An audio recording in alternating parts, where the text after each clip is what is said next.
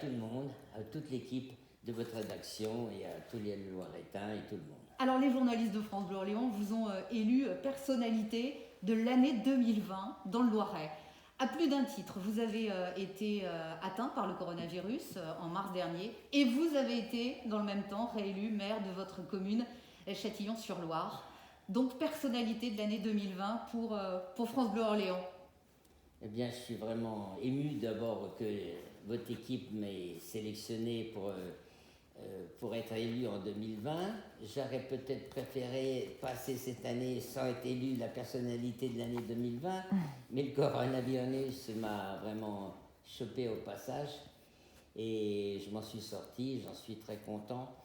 Mais je voudrais donner un grand merci, un grand coup de chapeau à toute l'équipe d'Orléans, de l'hôpital d'Orléans, surtout toute la partie de réanimation qui m'ont suivi jour et nuit. J'étais dans une chambre stérile et sans eux, je ne serais pas là aujourd'hui.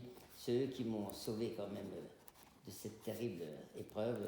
3 semaines de coma, 2 mois d'hôpital. Ça compte, mais je leur dis vraiment merci, c'est une équipe exceptionnelle, toute l'équipe de l'AREA. Alors vous avez passé effectivement 2 mois au CHRO, hospitalisé pour cette maladie. Vous êtes rentré chez vous à la mi-mai, seulement. Oui, je suis rentré 2 mois après, je suis rentré mi-mai chez nous, où il a fallu que je reprenne des soins particuliers, je veux dire, avec les kinés, mon médecin qui venait tous les jours quand même pour voir où on en était, mais tout va bien et bon, il reste quelques bricoles, mais ça, faut même pas en parler. Vous savez, quand on a cette saloperie de maladie comme j'ai eu, c'est pire qu'un plongeon dans une piscine, parce que quand on ressort, on est mouillé, mais là, on a l'impression de plonger dans un tas d'épines, puis quand on ressort, eh bien, on est égratigné quand même. Il vous a changé, ce virus, cette expérience-là, elle vous a changé?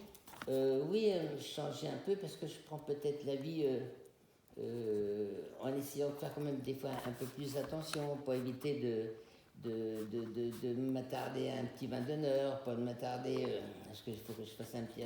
Mais ça me manque quand même, parce que c'est là que j'ai retrouvé tous les amis. Hein. Mais je pense que ça va aller mieux, ça va mieux déjà. Et que dès qu'on pourra évacuer cette période qui nous pèse beaucoup... Quel regard justement vous portez aujourd'hui sur cette épidémie au moment où la vaccination commence? Moi, le regard que je porte, je me dis maintenant, je suis inquiet. C'est pour nos artisans, nos commerçants, toutes nos associations que l'on a dans nos communes, ils sont au point mort. Beaucoup d'associations déjà, ils ont levé le pied. Il y en a certaines qui ont arrêté, d'autres qui sont susceptibles d'arrêter. Pour la vie associative de ma commune, c'est terrible. Mais comme toutes les communes du Loiret et de France. Mais moi, j'ai un regard, c'est surtout sur la vie économique. Nos commerçants qui ont fermé, là, c'est une catastrophe. Ils ne pourront pas s'en relever. Moi, j'étais commerçant, je sais ce que c'est. On ne peut pas s'en relever. Si ça dure encore un peu, ça va être une catastrophe.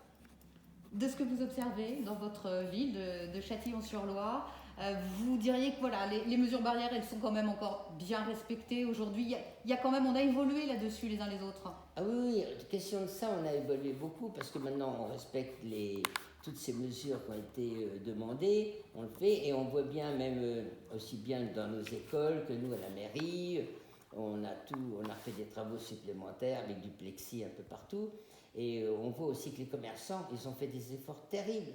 C'est pour ça qu'à un certain moment, je ne voudrais pas être à la place du gouvernement, parce qu'ils sont toujours critiqués, mais la décision doit être très dure à prendre, mais peut-être que moi j'aurais laissé un peu de flexibilité sur certains commerces quand même, pour qu'ils puissent vivre. Parce qu'il y en a, ça sera très triste, j'espère pas que ça ira jusqu'au suicide, mais il y en a déjà eu, j'ai vu dans les journaux qu'il y en a déjà eu.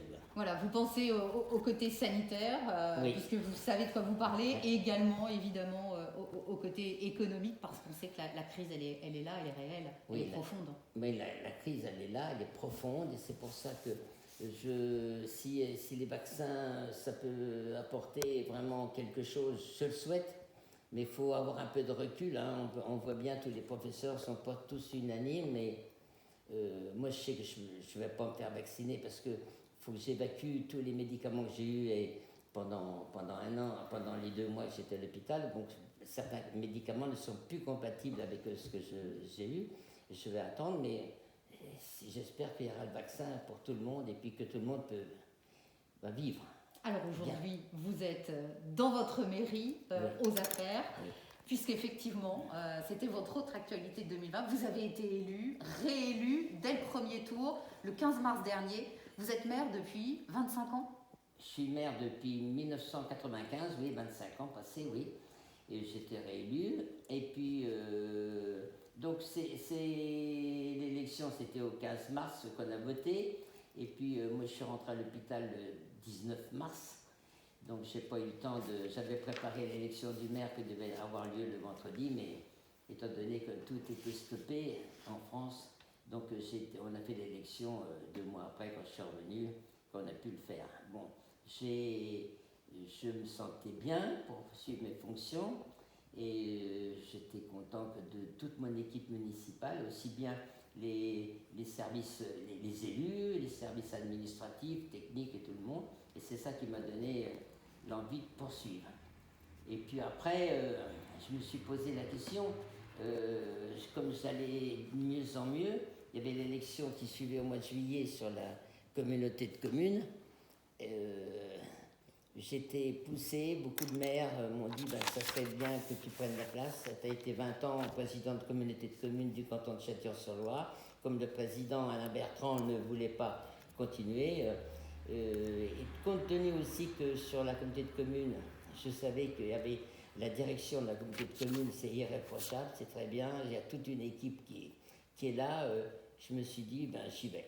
Et puis, je ne regrette pas, et maintenant, j'y vais à 100 à l'heure. C'est ça, vous avez un emploi du temps très complet, très chargé? Très chargé, et en même temps, dans cette mouvance-là, j'ai gardé le conseil d'administration, je suis élu au conseil d'administration de la fonction publique territoriale du Loiret. Et puis mon ami Marc Godet m'avait sollicité pour rentrer au bureau aussi du SDIS à Orléans. J'ai souhaité y être parce que j'y étais avant et maintenant je suis très content de retrouver toute l'équipe, Marc et toute l'équipe qui sont au SDIS. Qu'est-ce qu'on peut vous souhaiter, Emmanuel Rapp? Vous allez avoir 72 ans au mois d'avril. Oui, je vais avoir 72 ans. J'espère que ma santé va continuer, que tout va aller bien. Et maintenant, je veux faire un sprint sur la commune, sur la communauté de communes. Je veux profiter de ne pas retarder un projet, au contraire, de continuer au maximum pour qu'on puisse avancer. Parce que, premièrement, si des fois j'ai un peu de douleur dans les articulations que j'ai mal, quand je suis fixé sur des projets, sur des grands événements que je veux voir, j'ai plus mal. Alors c'est pour ça que je vais continuer. Et je me demande quand est-ce que je vais m'arrêter d'être élu. Parce que plus les jours y passent, moins j'ai mal et donc je vais continuer encore. Et vous allez profiter de la vie évidemment? Oui, je vais profiter de la vie, je vais profiter de ma femme qui a souffert beaucoup naturellement pendant toute cette période que j'étais à l'hôpital, voir mes enfants, mes petits-enfants et puis tous les amis que j'aime bien. Mais je vais profiter peut-être un peu plus de mes petits-enfants que j'aime beaucoup. Et j'ai même des arrière-petits-enfants. C'est un beau message d'espoir pour démarrer l'année. Oui, c'est un bon message d'espoir pour moi, oui. J'espère qu'elle sera bonne pour moi, naturellement.